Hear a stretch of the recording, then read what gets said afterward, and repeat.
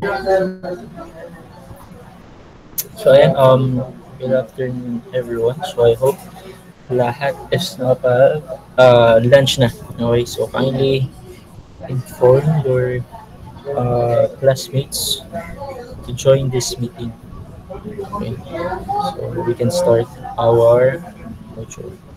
Okay. So yun nga, as mentioned kanina, di ba? So, if may mga nag-notes dyan, di ba? Or nag-notes kayo sa end nyo, so we will have a short assessment, di ba? As part of your um, class participation for this meeting. Okay, so madali lang naman siya, di ba? Kung ano yung diniscuss natin kanina, siguro I hope fresh pa sa inyo, di ba? And kung nakinig talaga during the discussion, so masasagot nyo naman siya agad. Okay?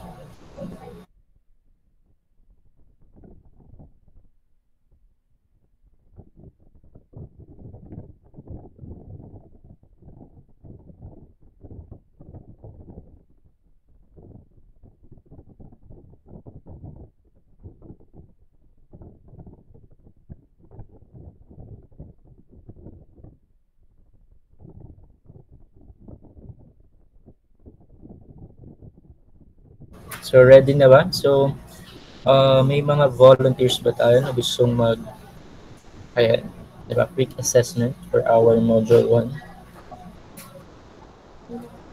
May mga matatapang ba tayong mga volunteers?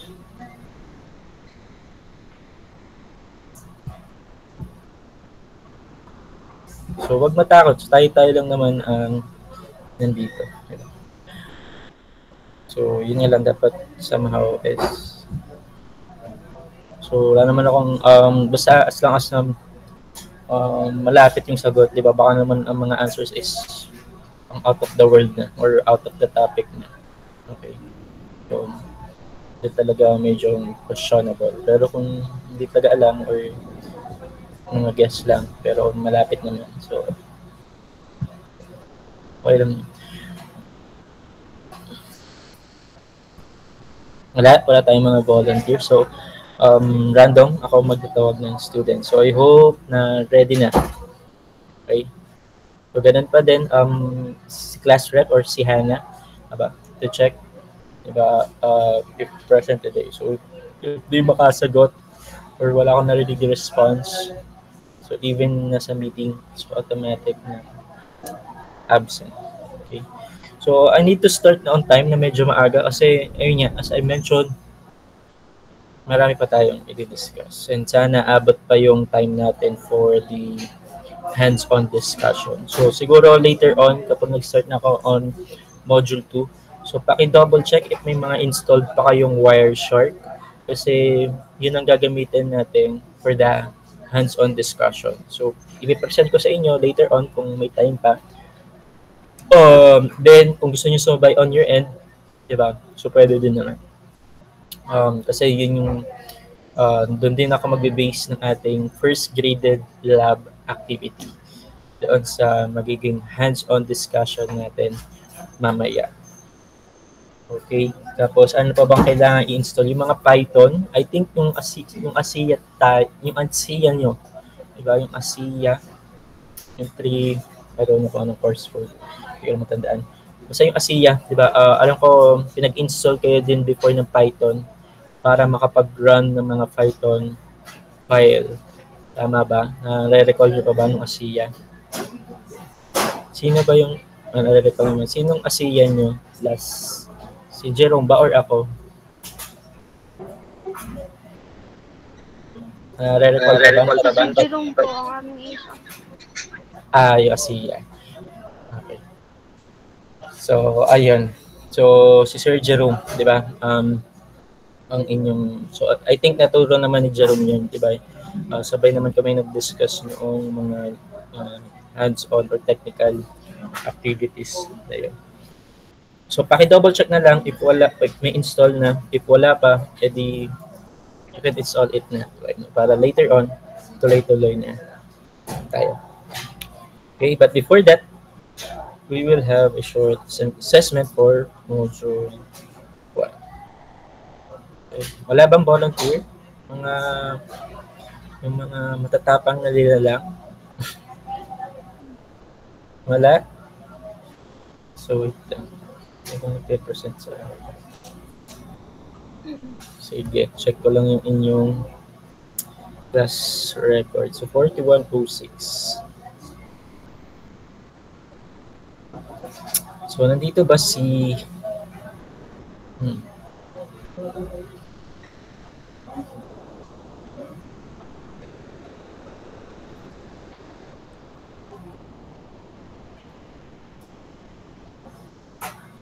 Si April. April Cantos. Nandito ba siya? Pumasok ba siya? Or nasa meeting ba siya?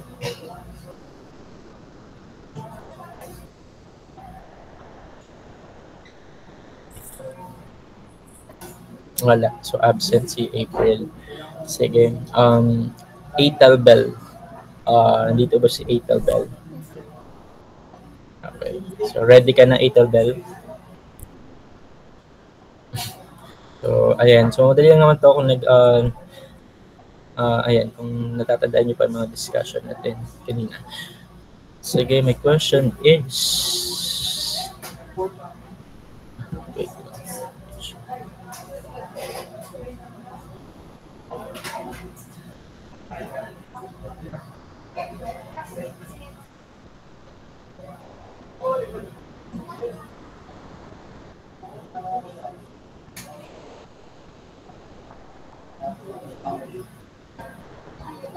Wait lang.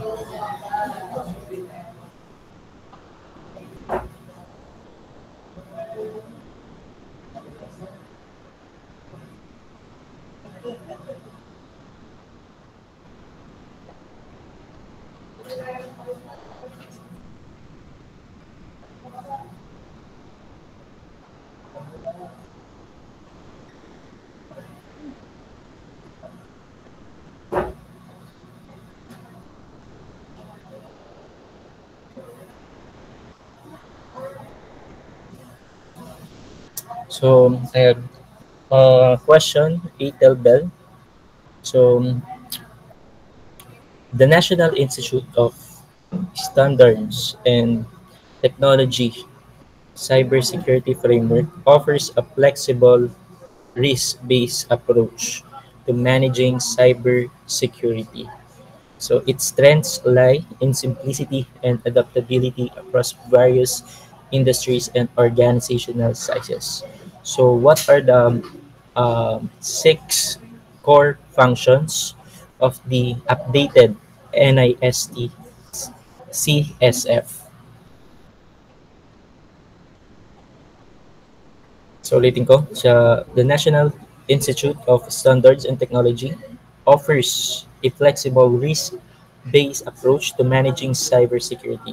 So what are the six core functions based on the updated NIST CSF? The six core function po is the identify, protect, detect, recover, and govern. At response po. At response. So what is the correct sequence? Identify, protect, detect, respond, recover, and govern. Okay, so ayan. So make sure, so that is correct, Ito. That's a good job. So make sure lang na tama yung sequence, di ba? So hindi dapat magkabaliktad kasi ayan, it should be a proper sequence, in proper sequence. So good job, Ito Bell. So wait lang, record.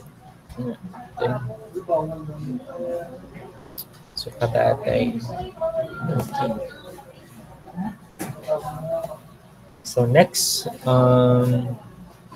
may mga gusto ba mag-volunteer? Mga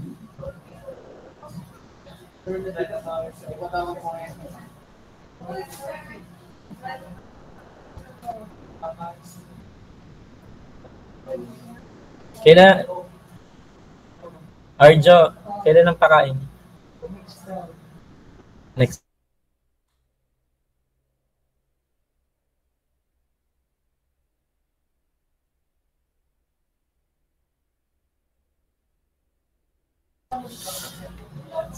Meron ba mga volunteer?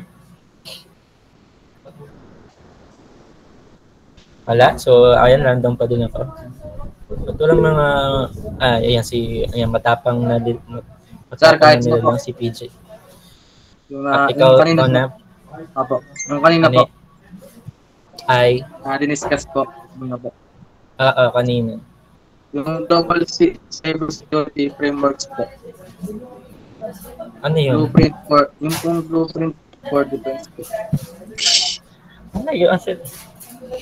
May tanong na ba? Wala pa naman akong questions. Ay, wala pa pala ang tanong. Oo. Siya mo na, kaya naman si... Let na, sir. Ha?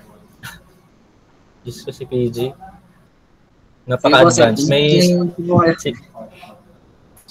Si PJ may answer na agad kahit wala pang question. So, iba din naman talaga ang pagka-advance ni PJ. Pero PJ, since nag-volunteer ka, so, ayan, diretso na tayo dun sa next question natin. So, ikaw na yung next. Diba? So, para hindi naman nasayang ang iyong pag-raise ng hand. Ready na, PJ? Opo. Okay. So, madali lang naman to. Nauna pa yung sagot kesa sa tanong. PGE. So, what do you call? Sige, kahit wag mo na yung RA number, so kahit yung pinaka-common term niya. So, what do you call to the cyber law that mandates registration of all SIM cards to curb text scams and other mobile-related crimes, improving traceability?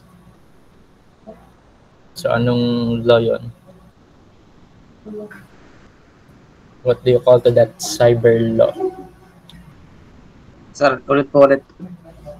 What do you call to the cyber law that mandates registration of all SIM cards to curb text scams and other mobile-related crimes, improving traceability? Sir, alam ko na po.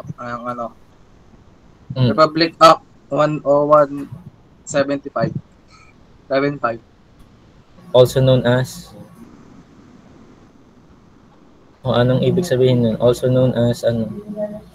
Cybercrime prevention po. So, tama ba yun, everyone? Tama ba? So, that is wrong. Diba? So, hindi siya, nandun na nga yung clue. Sa question na yung clue. Okay? Nandun na nga yung sagot sa question. So, ano yun? So, who can help PJ?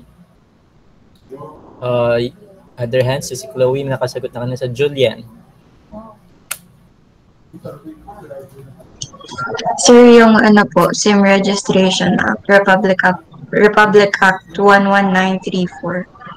So that is correct. So correct, so good job. So yun, PJ, ang correct answer. Okay, so patandaan. So SIM Registration Act, RA 11934.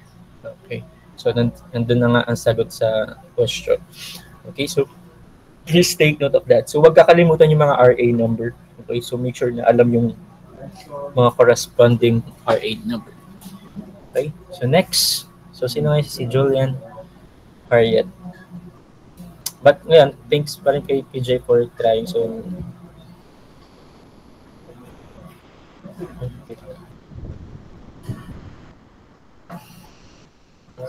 si Julian. Next natin question. So, any volunteer? May gusto mo mag-volunteer?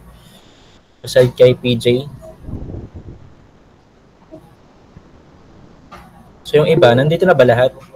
Oh, yes, Micaela. So, si Micaela ang ating isa pang matapang na nilalang. So, sabi ko, hindi naman to ganun kahit. So, question.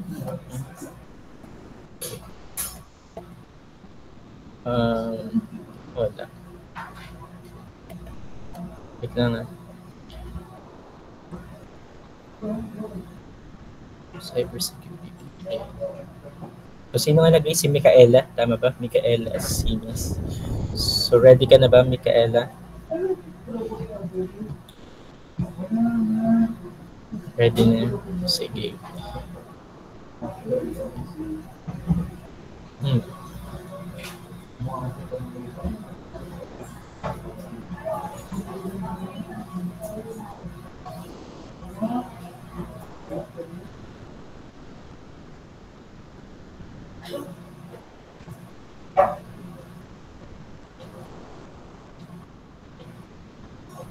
So, Etel Bell, so what do you call to the Philippine government agency that leads the nation's cybersecurity efforts, developing policies, programs, and capacity building initiative? So, what do you call to the Philippine government agency that leads the nation's cybersecurity efforts, developing policies, programs, and capacity building initiatives? So, anong ahensya ng gobyerno? Yun. Sir, ano po? DICT po. So, DICT stands for Department of Information and Communication Technology po. So, correct. So, good job, Micaela. So, that is the ICT or the Department of Information Communication Technology. Diba? So, as mentioned ko nga, may mga different branches or offices na ang DICT. So, hindi lang sa Manila, may mga DICT Batangas, and may mga DICT na rin sa other provinces and cities to monitor, 'di ba, yung mga if na-implement ba ng tama yung mga policies, 'di ba, yung mga IT systems ba is naka-align sa cybersecurity framework. So good job, Micaela. So Asina, so wait lang. Hindi ko picture na. Tab. So last two questions. So any volunteers? Sino pang gusto mag-volunteer? Yes, Sabina. Okay, isa pang ating matapang na volunteer. So sa Agoncillo ka ba? Sa Agoncillo ka ba, Sabina? Opo.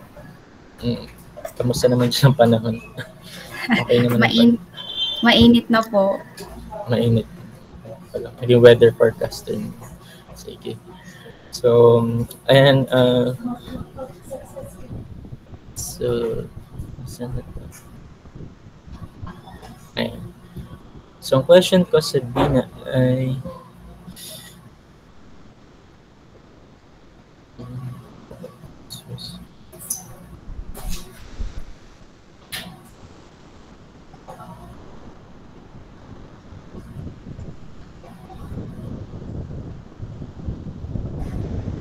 so, I don't know if na-list down nito kanina, pero so, ang question ko is about sa CIS controls.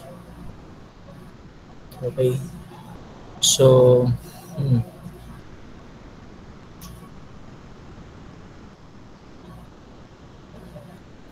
Sir, wag yung hirapan. So, nandun na naman yung mga clue. So, wait na. Sige, iba na baka malito na kayo hindi nyo na matandaan. So, since kabarangay ko si Sabina. May favorite. Sige,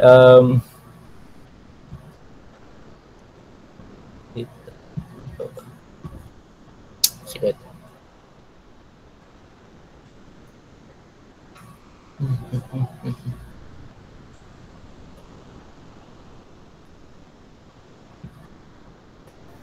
Parang ang hirap niyan, sir.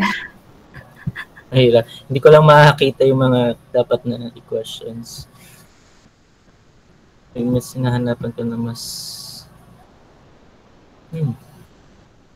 Sige.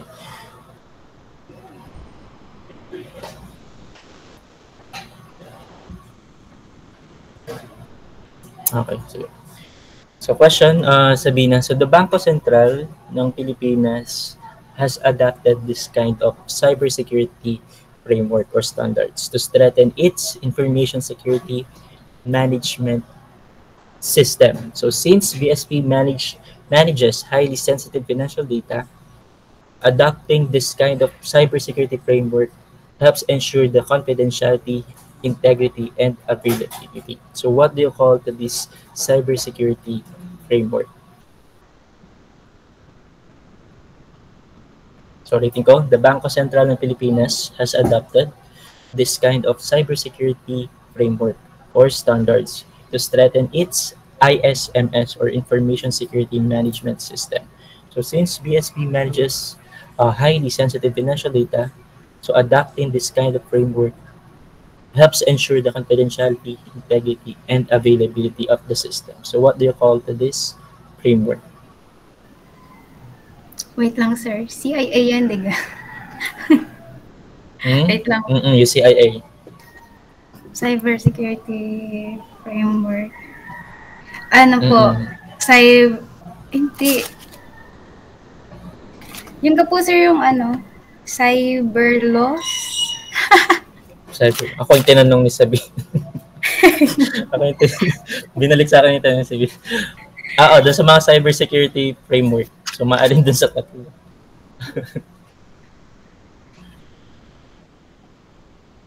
Ano yung mga tatlong cybersecurity framework natin? Wait lang, sir. Wala siya sa... Di ba yung una is yung kanina, yung kay Etal Sir, na? Yung ISO? ISO stands for? Ano, sir, yung tanong nyo? Anong klase na? Ito na, sir. Alam ko na. CIS, yung Critical Security Control. Hindi. Tama ba? Feel ko hindi. Wait lang. Baka yung isa. Sir, yung ISO. Yun nga, sir. Ano ibig sabihin ng ISO? Yung standardization. Ito, sir. International Organization for Standardization. ISO IEC 27001. Okay, so ano yung ibig sabihin ng IEC?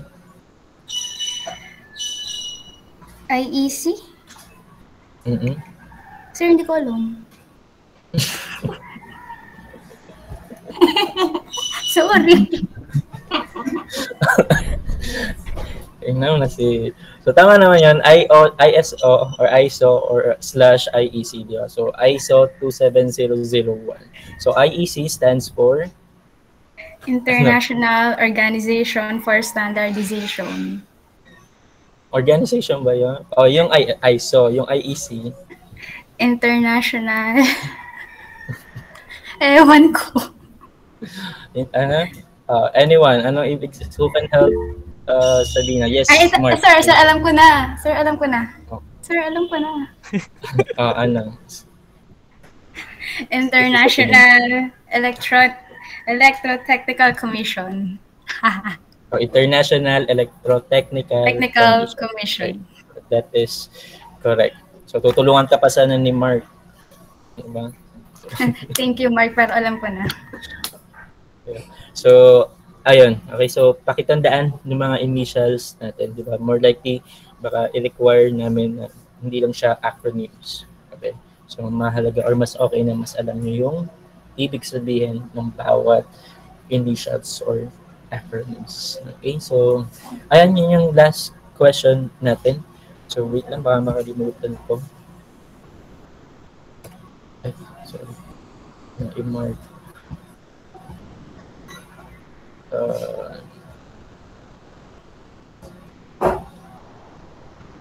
Hernandez. So, since medyo nag-struggle na si Sabino na makuha yung pinaka straight answer or yung actual answer. So, good job pa din. So, yung iba, so we still have a module 2, diba? So, medyo madami-dami pa, may kailangan ng participation. So, ayan, pwede pa kayong, may chances pa kayo for our quick recitation or assessment later. But, walang ating presentation.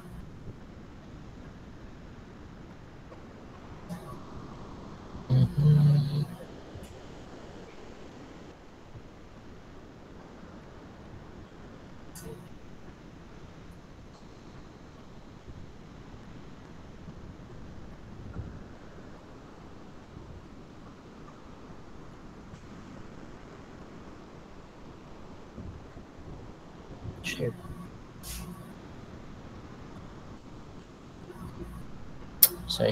So, ayan, nakikita na ba yung presentation and audible naman ako on your end?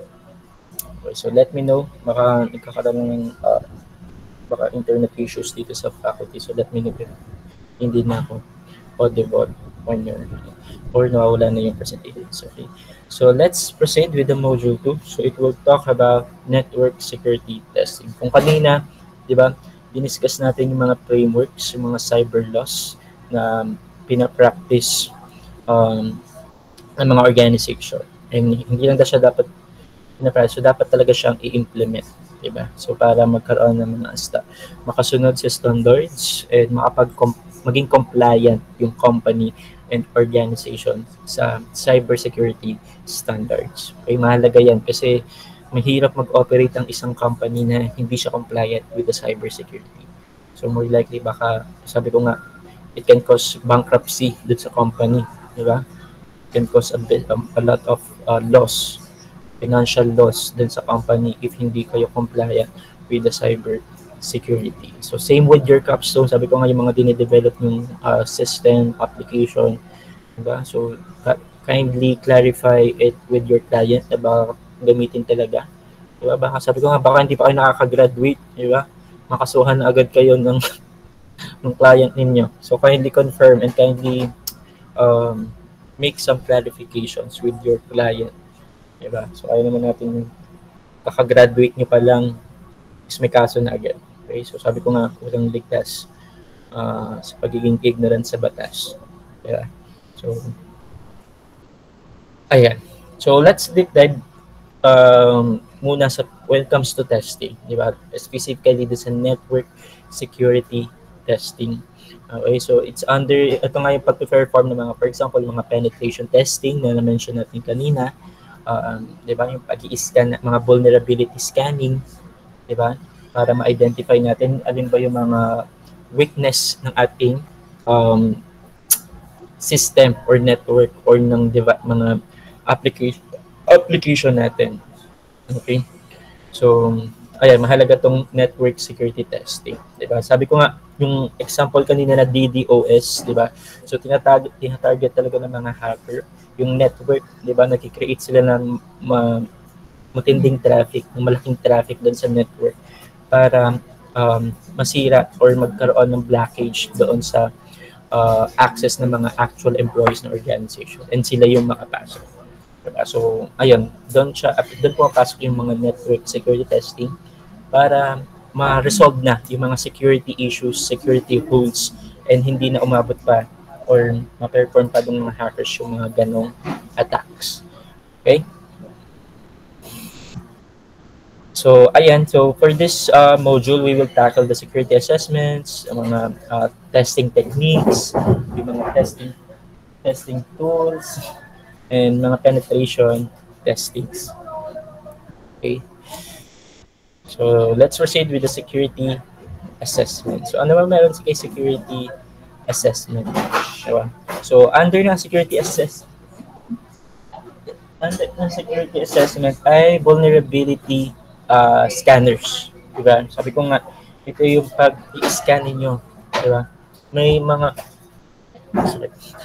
tools na ginagamit sa pag-i-scan. For example, yung na-mention ko, I don't know if na-mention ko siya kanina, yung mga Nessus, yun yung mga samples software tools ng pag-i-scan ng network, di ba? To detect, to identify, and evaluate yung security weaknesses ng mga computer systems ninyo. Okay? Hindi lang ng mga systems, pati ng mga networks and applications.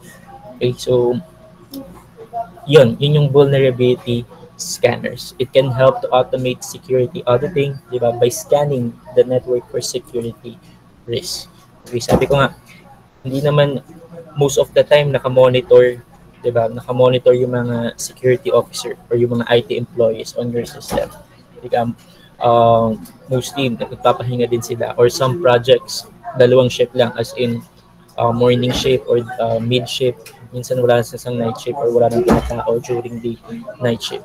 So mahalaga itong vulnerability scanner para ma-identify if nagkaroon ba ng weakness, di ba? Or nagkaroon ba ng mga vulnerability points during dun sa hours or period of time na walang naka-assign or walang nagmo-monitor na IT employee.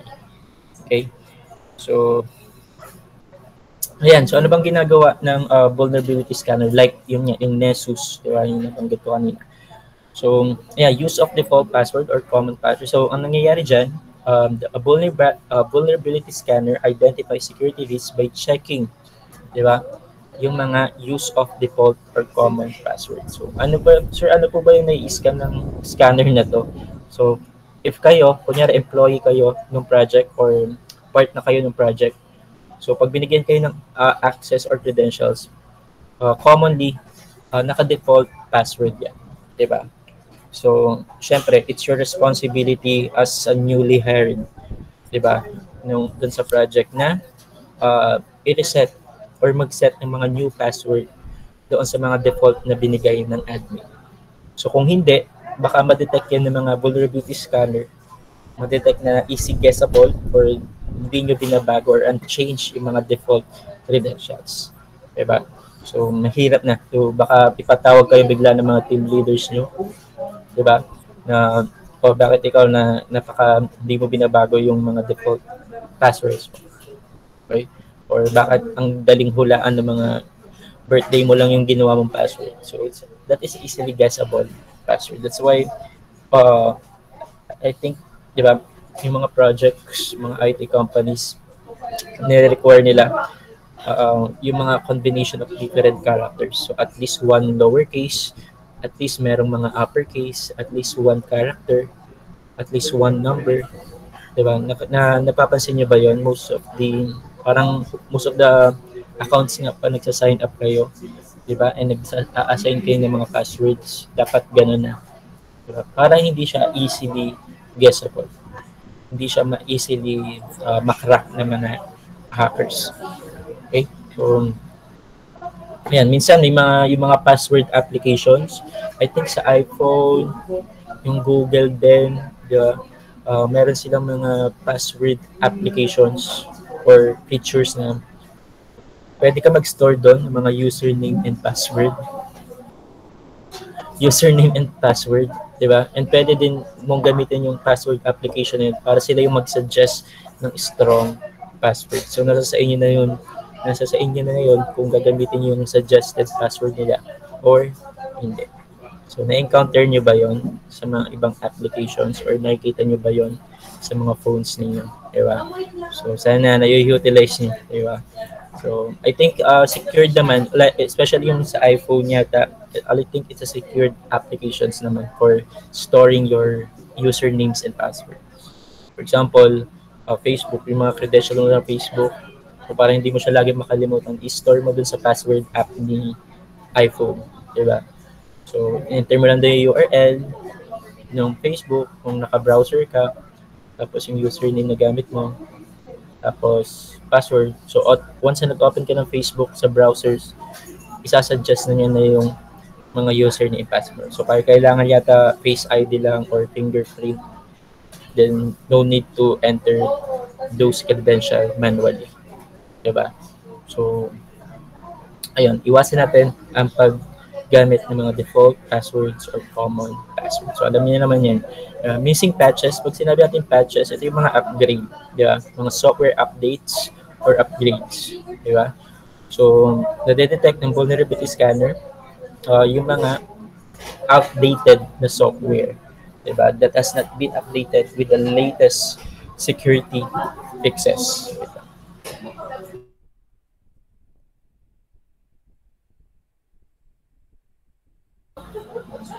So, yeah. So, pag sinabi natin patches, yung mga software update, di ba? Siyempre, for example, yung mga update ni Microsoft, di ba? More likely, yung mga ginagamit ng organizations is mga Microsoft services. Mga MS Teams, MS Outlook, ano pa, yung mga OneNote, Excel, Word, di ba? So, kung may mga ganong tools kayo, so, siyempre, siya yung mga services na offered ni Microsoft. So, once na nag-release si Microsoft company ng mga software update, dapat automatically or aware yung mga employee na i-update nila din sa end nila. Okay? So, kasi kung hindi, di ba, baka ma-scan siya ng mga gantong scanner at ma-report kayo na wala sa oras. Okay? So, i-require talaga kayo. So, parang kami before, if may mga software update, pati yung mga laptops, yung mga OS update sa amin, sa mga devices namin, talagang naka-timer siya. So you have parang meron lang, binibigyan lang kami, pag nag-release ng bagong update, like sa mga OS update, binibigyan lang kami ng 8 hours para tapusin yung mga activities na ginagawa namin and i-save yung mga files na ginagawa namin during that shift, diba? So, kaya merong allotted ng 8 hours. So, after that 8 hours, so automatic na mag-shutdown yung laptop and mag-update na siya. Diba? Kaya may allotted ng 8 hours para hindi naman, diba, baka may ginagawa ka pa, hindi mo pa nasi-save, ay nag-shutdown na agad. So yung company, nag-aalat naman siya ng specific period of time para ma-upgrade or ma-update mo yung kailangang i-update. Okay? And nagbibigay din sila ng parang timer. Diba? Parang deadline na kailan mo siya kailangan i-update. Okay? So open ports, pag sinabi natin open ports, so na-i-scan yung mga mga naka-open na network ports. Siyempre, pag nahayaan nyo na naka-open lang, na wala namang activity pine-perform or wala namang tina-transfer na files, it can be exploited by the attackers. Pwede siyang gawing gateway ni attackers para pasukin or kunin yung mga confidential data. Para siyang nakabukas na pinto, naka-open na door.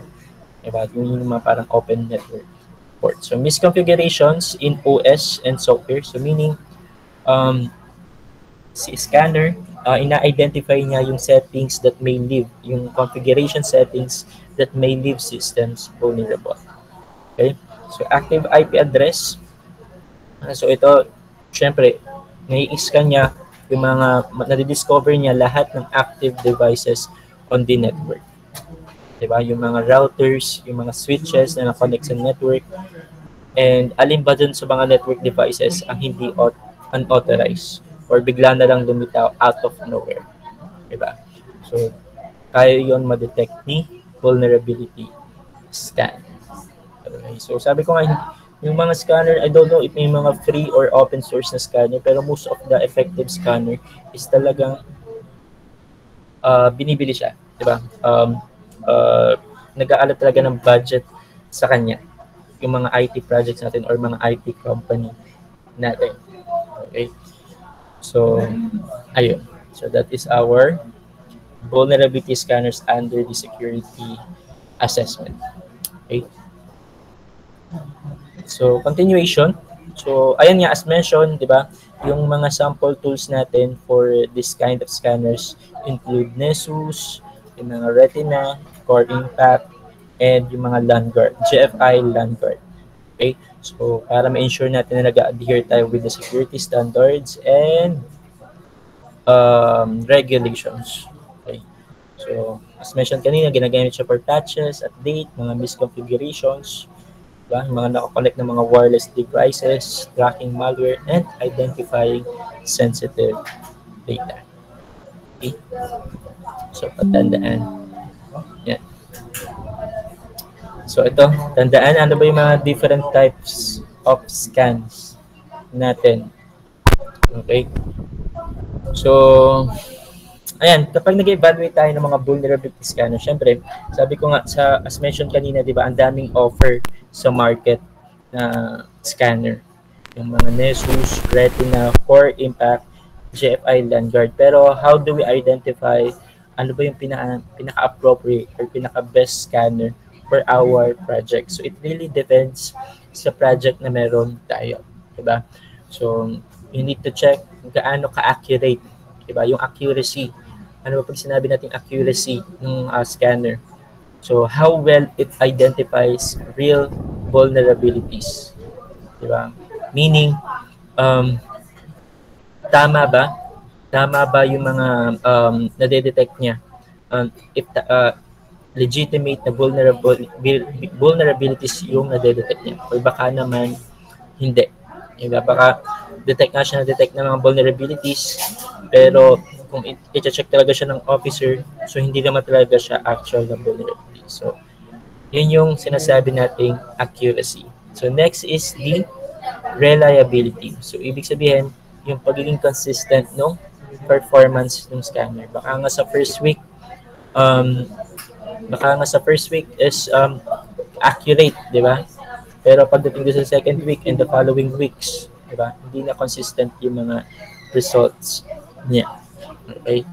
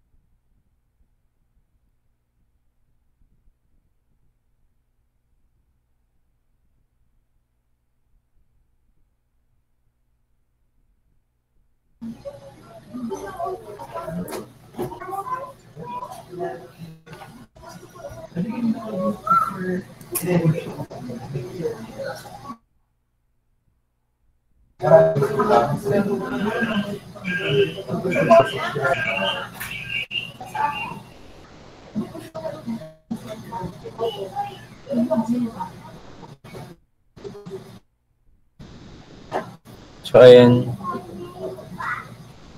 Ayun, sabi ko nga, as mention ko kanina, walang internet dito sa Pakistan. Okay. So, pero I hope pag nawawala ako is wag mag-leave. Baka naman na-disconnect lang na lahat. Diba? So, babalik pa naman. Yung nawawala lang talaga ng internet dito sa faculty. So, very unstable. So, reshare ko ulit. Audible na ba ako ulit? Naririnig niyo ba ako? Audible naman. Sige. So, I don't know ilang beses ito magdi-disconnect pero ayan. So, tuloy lang natin hanggang may internet. So, nasa na nga akong part na wala na.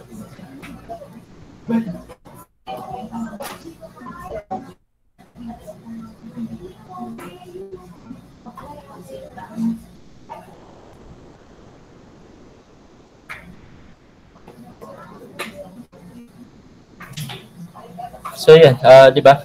Yun yung mga kailangan natin consider. So I think dito tayo nag-stop sa yung evaluating vulnerability scatter. Okay. So yun yung mga kailangan natin ma-consider: accuracy, reliability, scalability, and reporting. So when we say reporting, syempre lahat ng mga na-check mo or lahat ng findings mo, kailangan mo siyang may provide with clarity and usefulness of the results. So kailangan mo siya bigay or mailap sa mga dapat pag-reportan like admin, the security team, or kung sino man yan, the team leader, the supervisors. So with clarity, diba? Baka naman sa report mo, mas lalong naguluhan yung team nyo, diba? So with clarity, the usefulness of the results. First is the network scanners, diba? So ano meron kayo network scanners? So syempre, very straightforward naman yan. More on sa the network scanner probe network devices. Ano ba yung mga network devices natin, like yung mga yung mga routers, mga switch, di ba? Mga devices na mga naka-open ports, di ba? Mga user information, yung mga known vulnerabilities. So yun yung tinatry i-scan ng mga network scanners, di ba? Providing a snapshot of the network's security posture. Okay. So next ay application scan. Siyempre, access the application source code. Diba? Yung mga source ng mga applications para ma-identify alin ba doon yung mga security flaws without executing the code. So, for example, yung paggamit ng mga company ng mga application scanner para makapag-detect ng mga coding errors, di ba? Or security weaknesses dun sa codes during the development process. So, ensuring more secure software before the deployment. So, that's of paano ba natin ginagamit the application scanner. So, next natin is the web application scanner. Siyempre, pag-identify ng mga vulnerabilities sa web applications. For example, sino ba nag-mention kanina ng SQL injection, di ba? So, ayun, yun yung tinatry niyang i-identify yung mga access related sa mga SQL injections, mga cross-site scripting, diba? So, pag-identify ng mga vulnerabilities specifically sa mga web applications. Patandaan. No.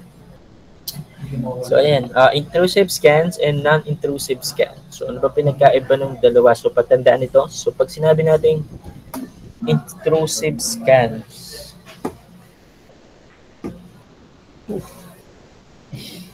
intrusive scan ay, anong ibig sabihin? Can actively exploit vulnerability.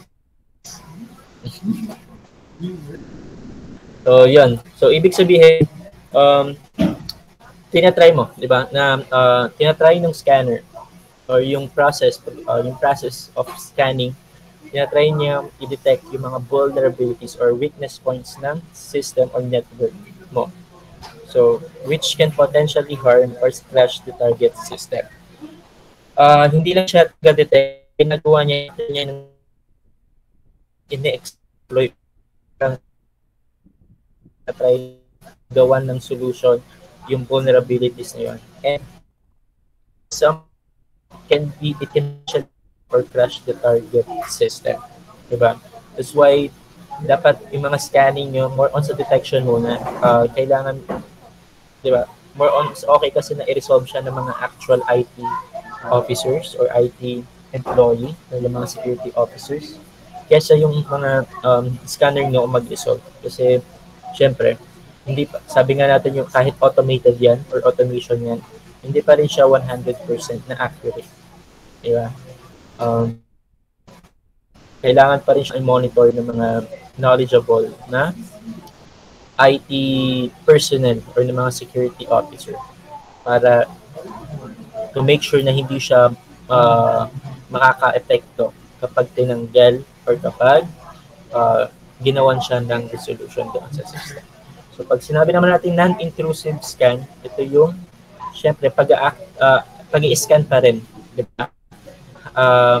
Avoid causing damage and nakafocus lang si non-intrusive sa pag-identify ng vulnerabilities without attempting to exploit them. So, ayun, unlike na intrusive after detection, tinatry na i-solve exploit yung vulnerabilities which can potentially harm the system. So non-intrusive, more on, na-focus lang siya more on identifying vulnerabilities without attempting to exploit them. So nakikita ba ang difference ng dalawa? Nakikita ba ang pagkakaiba ng dalawa? Goods pa? Na-absorb pa ba ang ating discussion? Ayan. So, pakitandaan. Okay? So, pakitandaan ng mga binibigay kong mga example. So, pag credentialed and non-credentialed scan, so, credentialed scan, gumagamit siya ng mga login credentials. So, ano yung advantage niya compared sa non-credentialed scan? So, kung may mga valid credentials kang ginamit like username and password, so pwede mo ma-access yung system ng mas deeper insights, more accurate results. Unlike sa non-credential na nag-ooperate kahit walang credentials, ang in-offer lang ng mga non-credential is yung view of the system as an outsider would see. Diba? But typically with less detail compare a credential scan. So, clear ba tayo doon? Goods tayo doon. So, pag-take note, nakakasabay pa ba? Gising pa ba ang mga tao dyan? Okay. So, goods pa naman. Yung iba, how about yung baka naharok na ang iba dyan sa inyo. Okay? May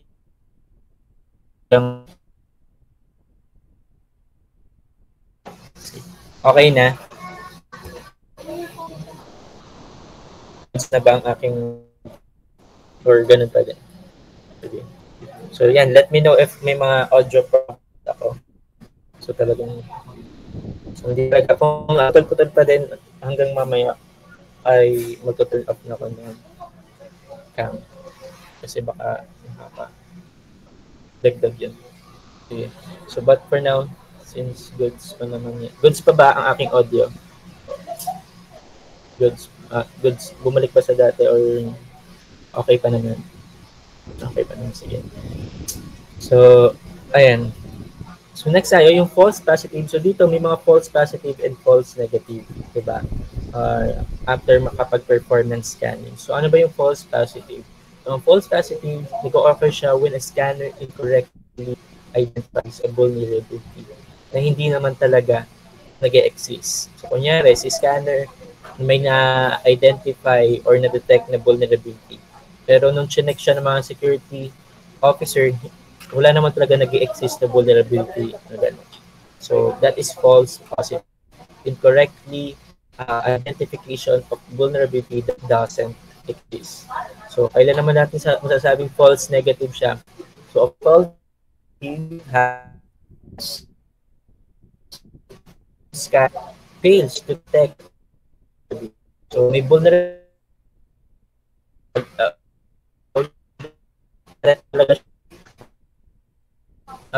na-identify nung scanner. So, ang tawag daan din sa case na yun is false negatives. Okay? Ilang naman din sa dalawang the false positive and negative. Next.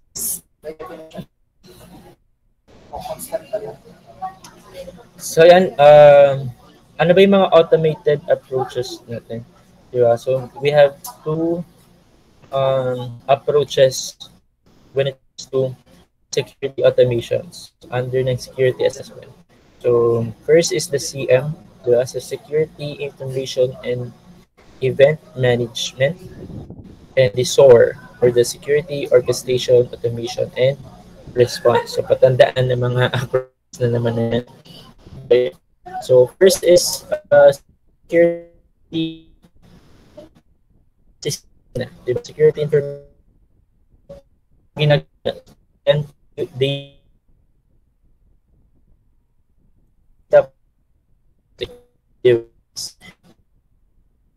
applications. So, lang sila training is produce and diba? reduce the CM identification in the terms of yung CM detect ng mga advanced detection CCM siya ng mga additional network activities. So, walang naka-monitor 24/7 na employee, kung may mga ganitong technology or approach like CM, the system can detect unusual network activity that can be or that might indicate a potential attack. Okay? So, natitrigger nila yung mga, ina-isolate nila yung mga nade-detect nilang mga potential attack. Diba? So, dyan papasok din si SOAR, di ba? So, kung si CM nakaka-detect siya automatically ng mga potential attack based sa mga network activities. So, si SOAR, ano kayang ginagawa ni SOAR? SOAR, so yung nag-enable sa organization para makapag-perform mga automate responses based dun sa detection na na-perform or na-identify ni CM. Diba? So SOAR or the Security Orchestration Automation and Response is technically enables organization para mag-collect security data ng mga responses, incidents, and coordinate security operations. Okay? So, ano ba meron dito kay SOAR? So, for example, kailan ba ginagamit si SOAR? For example, yung mga sa healthcare, sa mga hospital, yung mga healthcare organization, yung mga patient data na kino-considered as critical, si SOAR platform siya yung nag-automate, diba?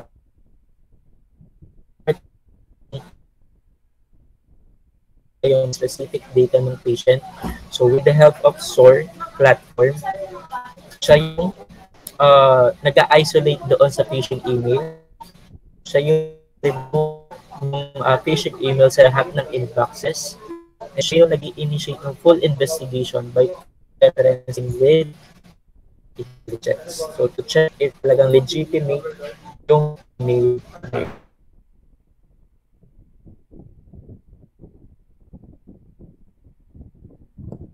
SOAR naman more response, di ba? Ano bang gagawin dun sa Siyempre, for example nga, i-isolate yung email, i-remove siya sa lahat ng inboxes, and for na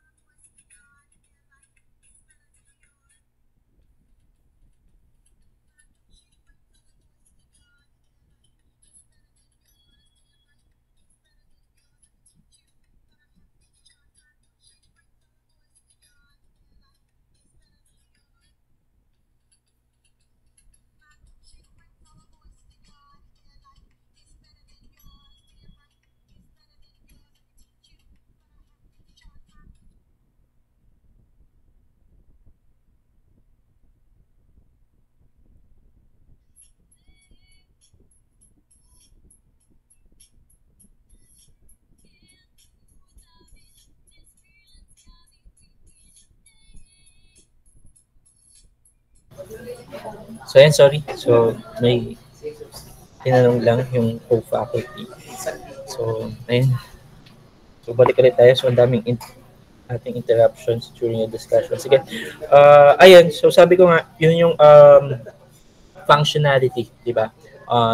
Ng CM tsaka ng SOR. So, sabi ko nga, on some cases, and most of the organization, kinocombine nila yung SOR and CM into one or ginagamit nila pareho para mas maging effective yung cybersecurity nila. So as mentioned dyan, an organization can integrate the SOR to its CM solution. Diba? So para mas maging effective yung pag-detect nila ng mga threats and mas maging effective yung mga incident response nila and mas ma-improve yung mga security operation automations nila. Okay? So, ito na pala. Tapos ako yun. So, ayan, let's proceed with the activity, di ba? Ito yung sinasabi kong hands-on discussion. So, ang bilis naman. Kasi, okay, guys. Kahapon ay, kaya nagkulang sa time. Kasi hindi natapos yung ayan, so let's try to perform this activity.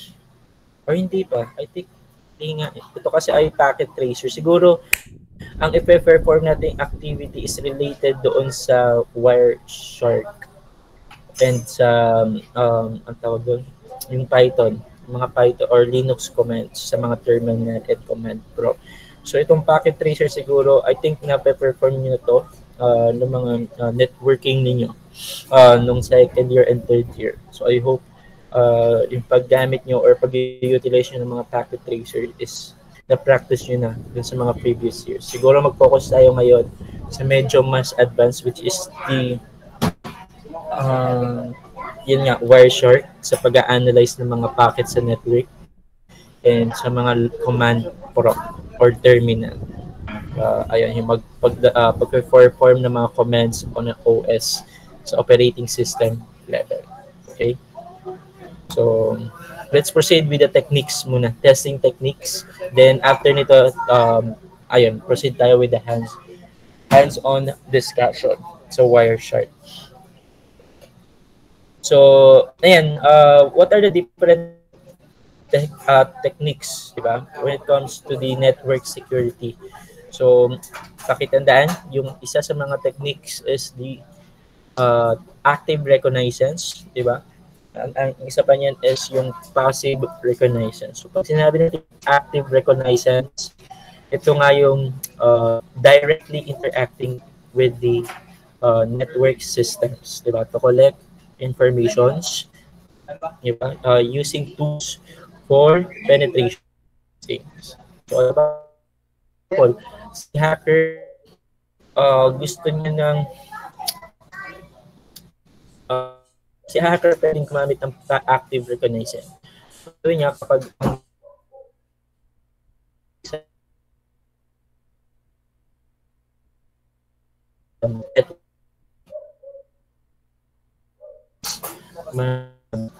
technique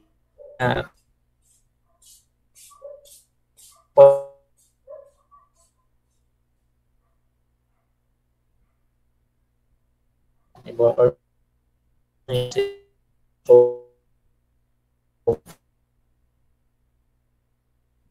so active reconnaissance is the information using tools from penetration testing. Okay? Chat ulit. Check it.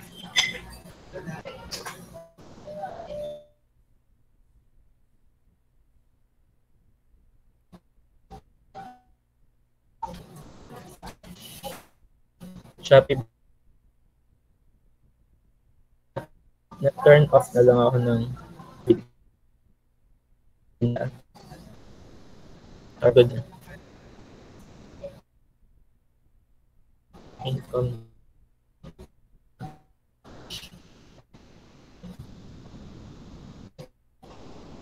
And okay na ba ang aking audio or child? goods na or pa din or say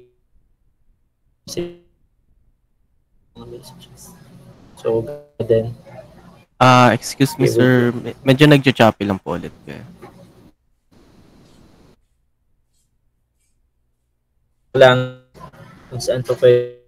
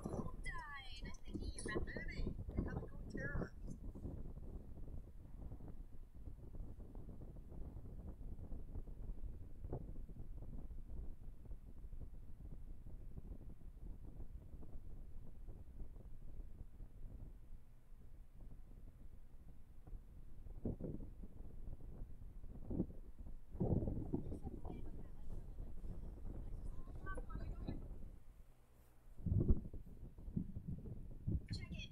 I'm a scary black cat. The only person that costume scares is me. Go change it. To what? One of your old costumes. I am sparing you an entire day of guys asking you if you roughed up. Ew. What the hell is that? What? You told me to put on an old costume. Not from when you were 8. You trying to get candy or Japanese businessman? Change it. Go. Mom, you cannot have a problem with this. I'm Mother Teresa. Are you kidding me? What? I'm her back when she was hot. And audible na ba ako? Hindi na ba siya putol-putol? Okay na naman. Sige, let's continue. So, kailangan natin siyang matapos kasi, ayun nga. So, next week is your more likely mga assessment na natin or mga assessment task na natin, di ba? Mga hands-on, yung first graded lab activity natin will be next week. So, kailangan talaga natin siyang matapos. Sige. So, hindi muna ako mag-open ng aking tawag dito, ng cam. Nag-hotspot na nga lang ako dito. So, I don't know if malakas sa signal or yung mobile hotspot. Pero yan, let me know pa rin if may mga problems sa end ninyo. Okay? So, makinig. Kasi baka magkaroon tayo ng quiz tsaka first quiz natin or ng first lab next week. So, kailangan talaga matapos natin itong mga module for today's meeting.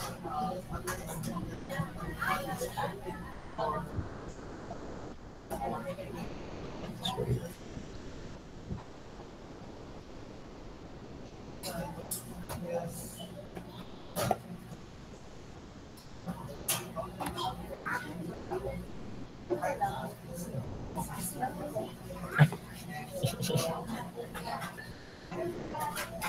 Palayo siya. So, ayan. So, let's proceed with the so, natapos ba natin itong active reconnaissance. So, ulitin ko lang, di ba? So, sabi ko nga, direct interaction siya with the network system. Okay? So, meaning, ina-attack talaga kung gagamitin siya ng mga hacker. So, talagang direct niya ina-attack yung mga network systems or pinapasok yung mga network system para makapag-collect ng mga informations gamit yung mga penetration testing and vulnerability assessments. So, on our end, sa mga testers naman, pwede din siya gamitin para makakalap ng mga information. So, sabi ko nga kanina, yung mga ethical hackers, diba? Pwede nilang gamitin to para malaman nila alin ba yung mga vulnerable na parts, mga weakness ng mga systems nila. So, when we say passive reconnaissance naman, ito yung indirectly gathering network and user information. Diba? Like mga, for example, kung si active reconnaissance is directly na pine-penetrate yung system para makakuha ng mga informations. So, si passive reconnaissance, indirect. So, kung siya ay kung si passive reconnaissance is hindi directly sa network, so saan kaya siya kumukuha ng information? So, more as based dyan is more on sa, for example, sa mga social media. Diba? Kumukuha siya or nag-gather siya ng mga information, mga user information sa mga social media platforms, sa mga dark web leaks, without direct interaction dun sa target niya. Nakikita niyo ba yung difference ni active at ni passive? So, si active talagang kung sino yung target, doon na yung attacker, di ba? Para makakuha siya ng information. So, si passive, gumagamit siya ng mga other platforms like social media para mag-investiga or makakuha ng mga information ng magiging target. Yeah. So, please take note of that. So, yung mga OSINT, like OSINT stands for Open Source Intelligence. Ito yung pag-utilize ng mga public available informations para makapag-aid, di ba? Para makapag-gather ng mga data for reconnaissance. So, yun si OSINT. So, please take note of that. So, ano pa ba yung mga different types of network tests? So, first is the penetration testing. So, sabi ko nga, when we say penetration testing, nagsasimulate siya ng attack on the network. Di ba? To identify exploitable vulnerabilities. For example, As mentioned sa mga previous discussion natin, yung pag-hire ng mga ethical hackers para makapag-perform sila ng mga penetration testing before a product launch, 'di ba? Para yung mga hackers na to, sila na agad yung makapag-uncover and makapag-fix ng security flaws that could be exploited by the actual hackers. Okay? So that is penetration testing. So network scanning, so same with earlier, 'di ba? Ini-scan mo yung network sa mga open ports. So vulnerability scanning, so ganun din. So same with earlier. So pag-detect and pag-evaluate ng mga known vulnerabilities sa system using the scanner like Nessus, mga LandGuard, GFI LandGuard, and so on. So, okay.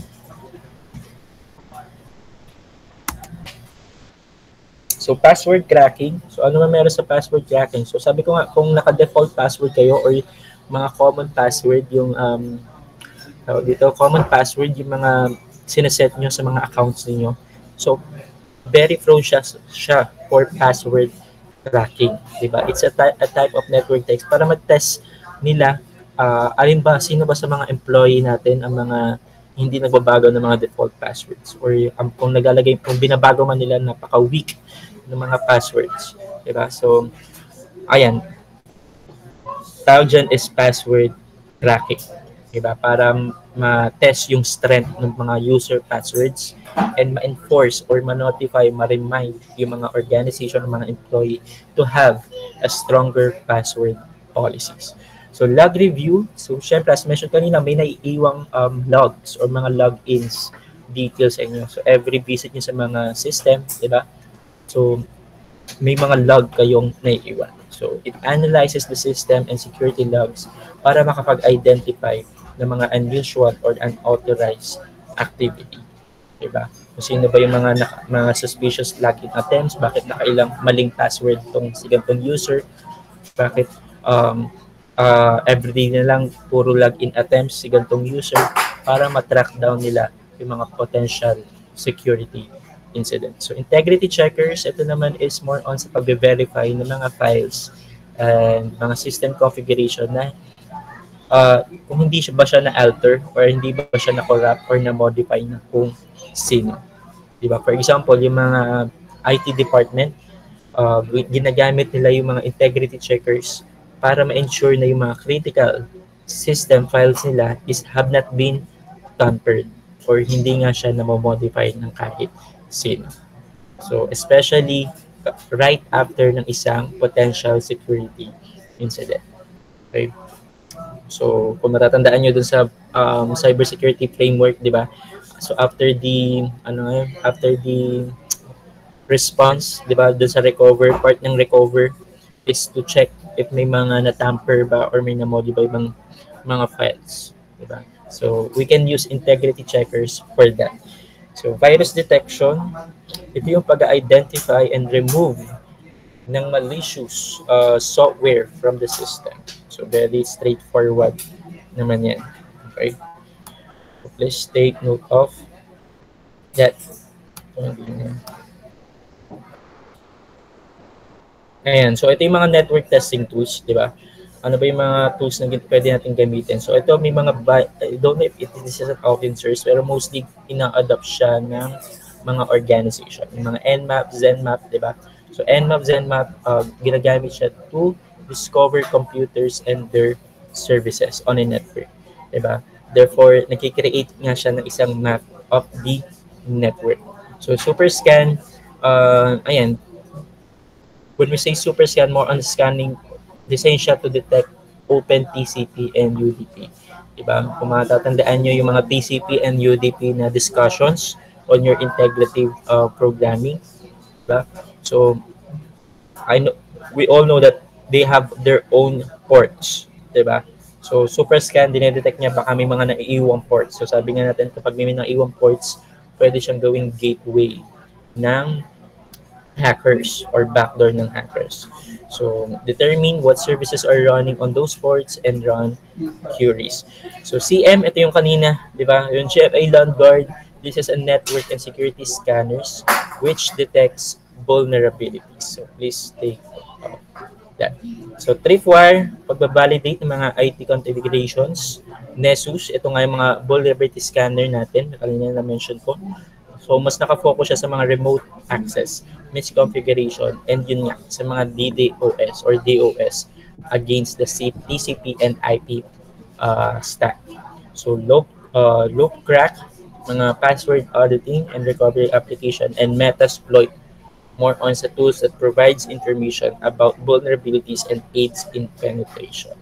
Okay, so yan, mga testing tools lang naman yan. So itong CM, ito din yung kanina, diba? Hindi ko na reiterate. So I think na-discuss natin siya kanina.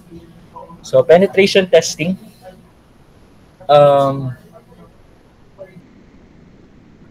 Wait lang.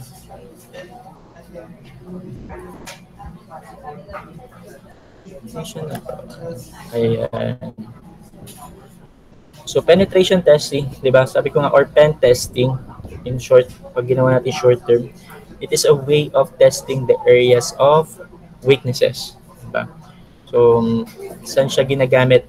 So, it simulates methods that an attacker would use to gain an authorized access. More likely nga, mga ethical hacker. So, yung pen testing is different from vulnerability testing. So, ano bang ginagamit or ina-identify lang sa vulnerability? Mga potential problems, di ba?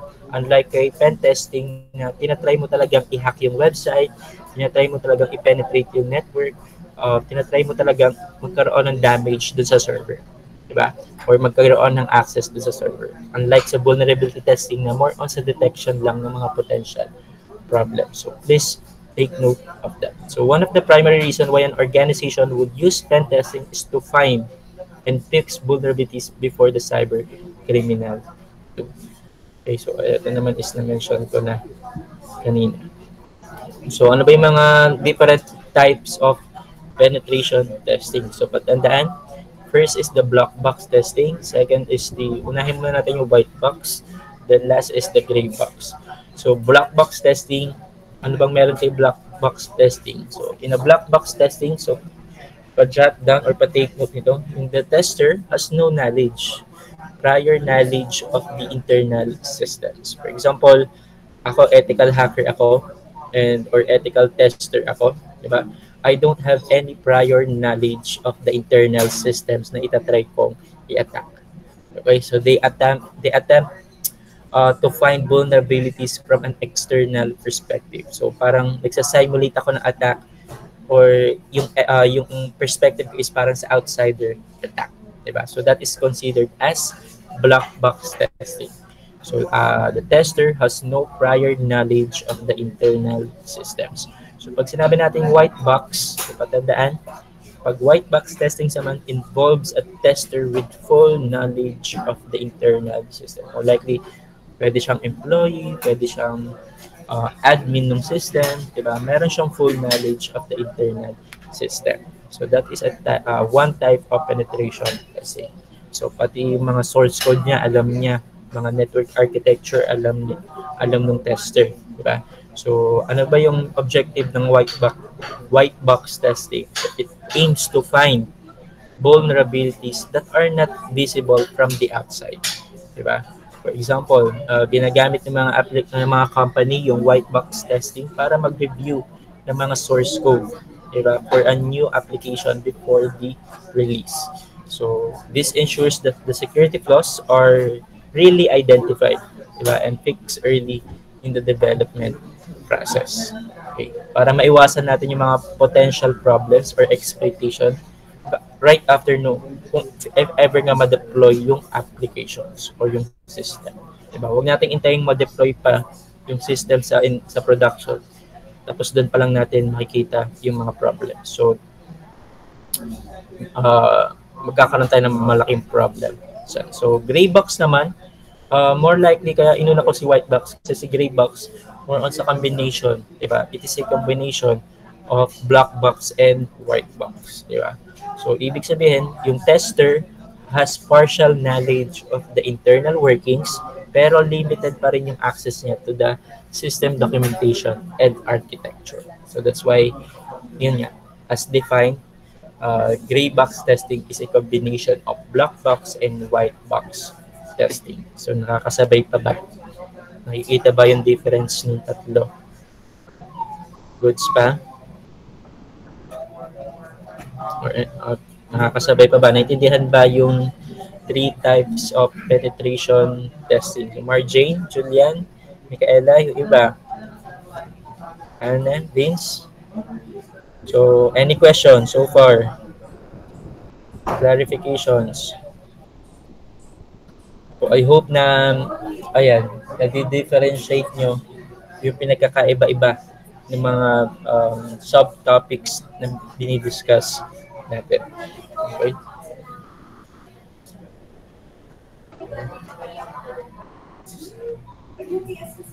So, penetration phases, di ba? So, we have different phases. For example, ethical hacker ka, di ba? You are tasked na mag-perform ng mga ganitong activity like mga penetration testing, di ba? Yung phase 1 involves planning, di ba? So, syempre, kung ethical hacker ka, you really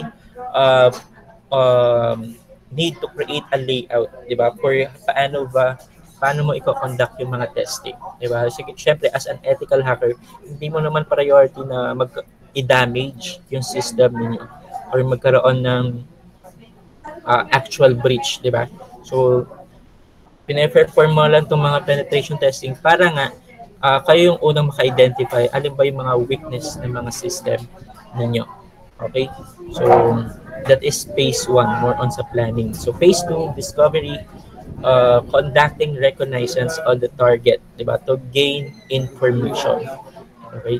So, yung mga reconnaissance, yung passive or active reconnaissance, di ba? So, dito yan sa discovery. So, para saan nga yung mga reconnaissance? Para makapag-gather sila ng mga essential information para malaman nila kung ano bang techniques or paano nila mag-penetrate yung system or mapapasok nila or makuha nila yung confidential files doon sa system. So, next is the attack. Phase 3 attack. Okay? So, syempre, once na meron ka ng enough information, paano ka magkaka-access doon sa system, paano mo mapasok yung system based doon sa mga information na nag-gather mo doon sa phase number 2. So, the tester tries to gain and escalate his or her privileges. Diba? So, sabi ko nga, more likely nag-uumpisa yan sa low-level employees or sa mga newly hired. Then, tinatry niyang i-level up or i-escalate yung mga privilege doon sa system. Diba? Para go deeper siya into the network through lateral movement. Diba? So, the tester, para makapag-move laterally doon sa network, yung tester dapat he or she must pivot through the multiple system. So, if ever kakailanganin, the tester may try to install additional tools or plant a backdoor, also known as persistence, as mentioned dyan. Diba? So, the tester will clean up the system, removing any signs of the penetrations activity behind. Okay? So, please take note of that. Okay? So, ano ba yung phase 4 natin? So, sa phase 4, reporting, di ba? So, this will be the final phase, di ba? Involving the document findings, yung including the discovered vulnerabilities, exploited weaknesses, and recommendations for remediations. Okay? So, ano ba yung importance ng reporting? So, mahalaga yan kasi this kind of reporting provides an actionable insights, di ba? Dito sa mga report na to na ibibigay ng mga ethical hacker, dito tayo mag-base paano ma-improve yung security, alin ba yung mga ipa-priority natin, di ba? Na fix, ng mga resolutions, and nasusupport natin yung compliance natin with the cybersecurity framework, di ba? And nagkakaroon din tayo ng mga audit requirements by demonstrating the organization's security posture. Okay? So, patandaan yan. So, ano naman tong exercise types?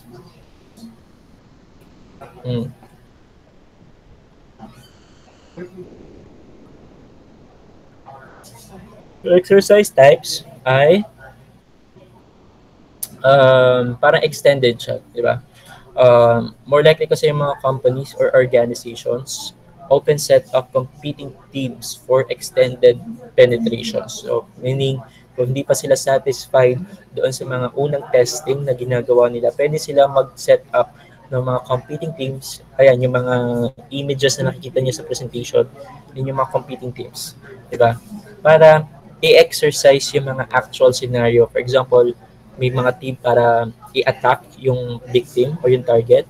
So, yung iba naman mag-act as an organization kung saan sila yung magiging target or victim.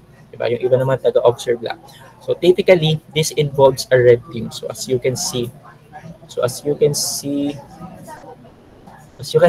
on the presentation. So, yung red team daw, patandaan, they act as attackers. Diba? Yung mga red team, sila yung mga attackers trying to breach the systems undetected. So, yung blue team naman na nasa baba, yung blue team na nasa baba, they are the defending, diba? Defending against these attacks. Okay, sila yung taga-defend ng mga attacks ni red team. Diba? Ano yung mga counter-attack nila or counter-measure nila sa red team. So, ang white team naman, overseeing the exercise by setting goals and rules, diba? So, sine-check nila kung yung blue team ba is ina-exercise sila yung mga goals and rules or sumusunod ba sila with the compliance, diba?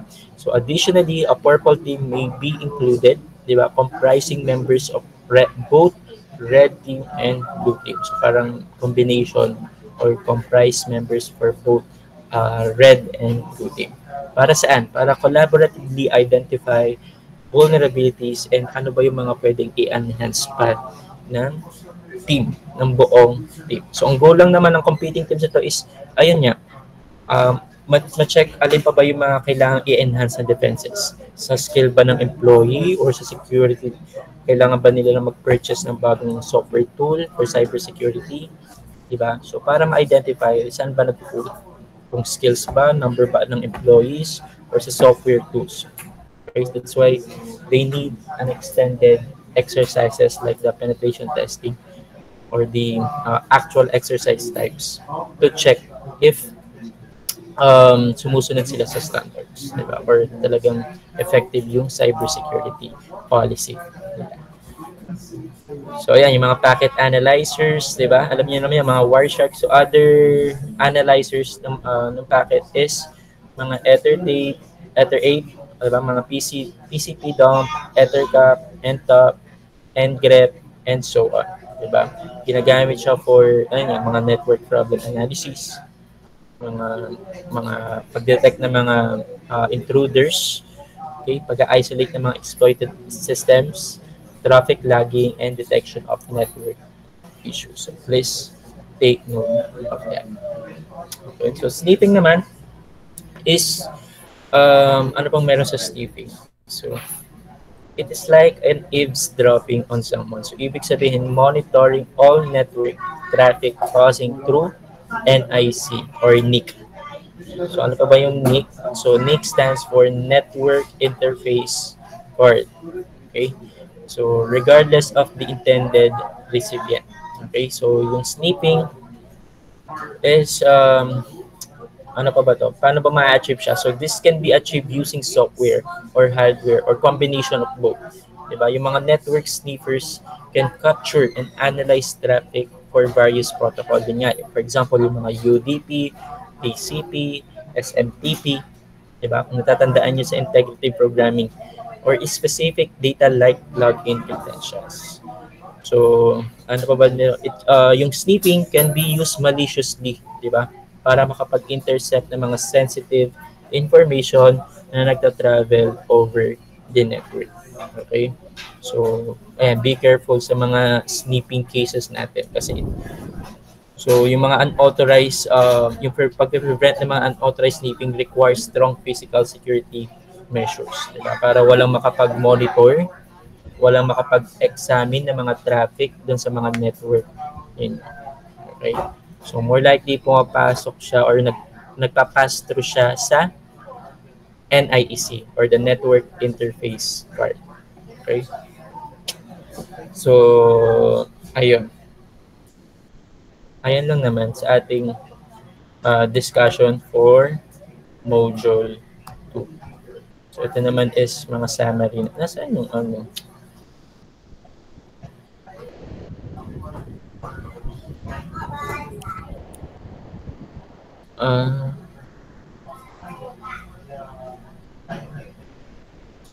So, any questions, clarifications so far?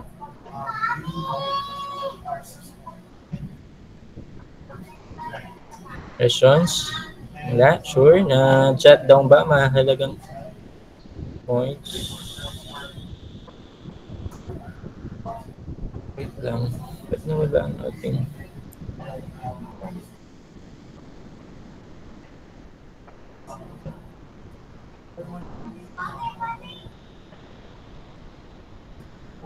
So, yung magiging hands-on discussion natin will be ito. Diba? Ay.